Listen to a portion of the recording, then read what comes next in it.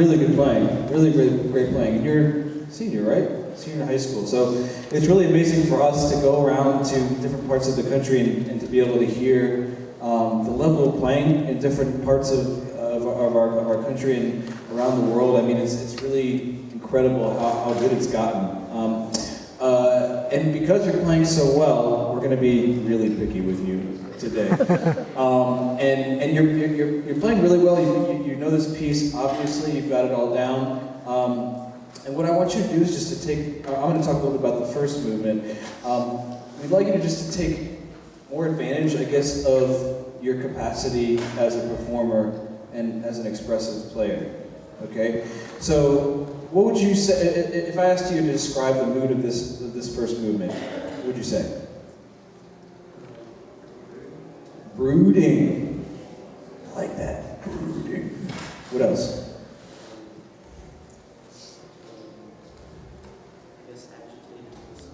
Little agitated in some parts? Yeah, I like that. Brooding and agitated. Dark, maybe. Angsty. I like angsty. So, broadly, andante, maestoso. What does maestoso mean? Majestic, proud, yep. And then we have forte espressivo. So expressive and forte, right? Can you play that opening, just the first couple bars?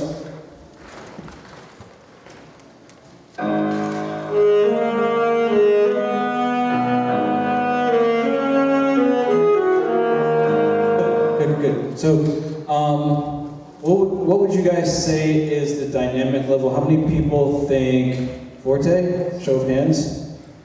How many people think fortissimo? Mezzo forte?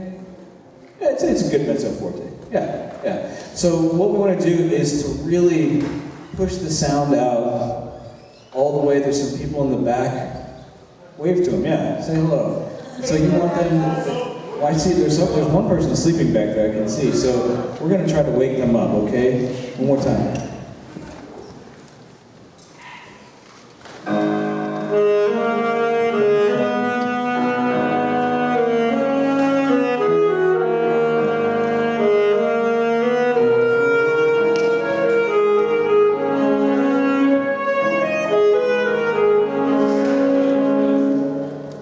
How about now? What'd you say? How many people think forte? There's still some haters out there. Okay. All right. Let's do it one more time. Just the first few bars. One more time.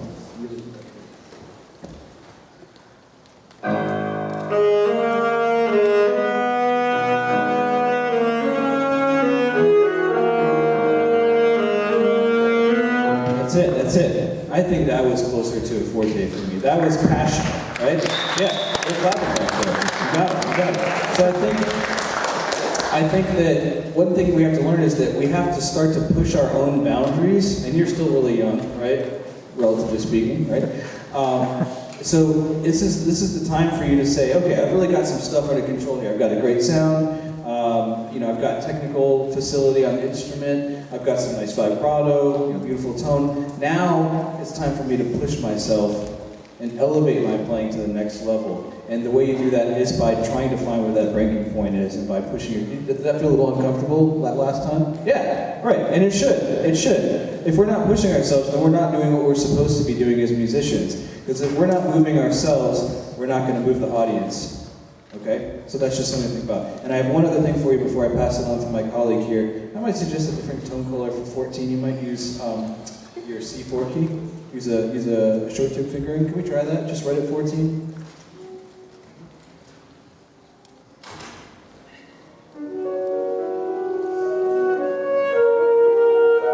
Good.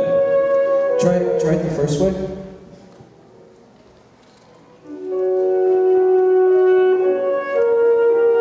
Good.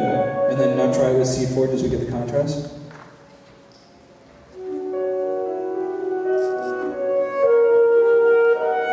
Good. Yeah. So that gives us a little bit of a more colorless sound, a little bit of a contrast in tone color, maybe a little more flute-like. Just something that you could throw in there and maybe mix things up. Great. The original title for this piece was Two Desert Sketches by Robert Muczynski. It's from Tucson, Arizona. The piece was written for a saxophonist named Trent Keniston, who taught his career at Western Michigan University, which is in Kalamazoo, Michigan. And I actually had the privilege of playing Trent Kennison's last gig in Michigan before he moved back to Arizona with him. He brought the manuscript to Muczynski Sonata and showed that to me. So I think it's a fantastic piece. I'd like to hit just a couple of detailed spots with you, and one was the end. And again, you know, Muczynski's giving us some very, very detailed information. He's got sample piano, senza espressione, right? Can you tell me what all that text means? Yeah, absolutely. And when you were playing, I heard a little bit of vibrato coming into the sound. And I prefer the end of this piece to be very static and still. And it's almost like it's that mirage heat out on the desert where it's moving but not moving, but it's just this very, very, I don't know, mysterious looking sound. I don't know if that makes sense or not, but anyways, I'm trying. But can we try that at the end a little bit slower with no vibrato?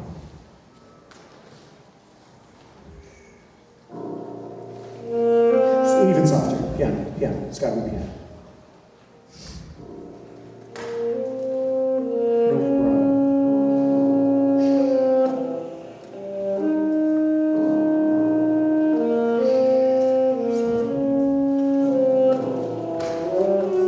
Yeah, and you know, let's go back and do this one more time, because I think the saxophone line should be equal volume and intensity to the piano line, so we've got this contrapuntal line, these two lines of equal sound happening. So I'm going to even ask you to be a little bit softer and match your timbre into the pianos.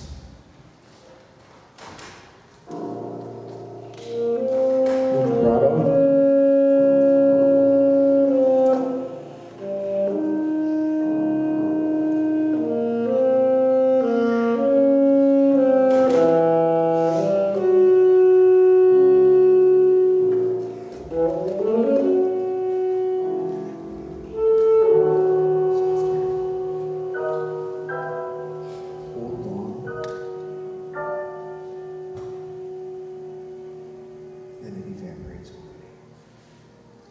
That's rather moving playing, isn't that? Artistic. A round of applause just for that artistry.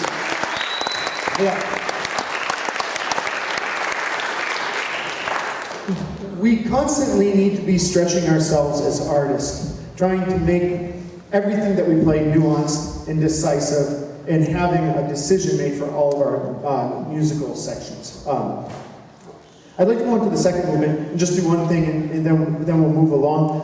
Excellent job with tempo management. That's always one of the tricky sections here. But there is one spot that you play accompaniment to piano, and that, yeah, absolutely. And I think that can come down as well. And notice that it's also sample piano. Let's keep that from crescendoing. And if anything, maybe diminuendo each of the measures instead of crescendoing each of the measures. Can we try that? You know where we are?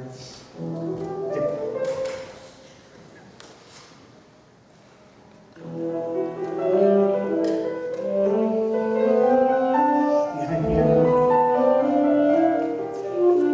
Now take over here. Yeah. So I think that's something just to go back and rethink, and I would mark that as piano. Here, and this is after 32, and this is a small point, but there's an incorrect articulation marking in the score that this should, at this forte, should be staccato, because it's marked staccato when it returns. And maybe that's the final thing that we'll do, is as we get into 42, I think that you could have a slight bit more separation on all of your eighth notes to give the music just a little bit of a lighter feel. So I would maybe suggest thinking staccato. Can we start pick up to 32, please?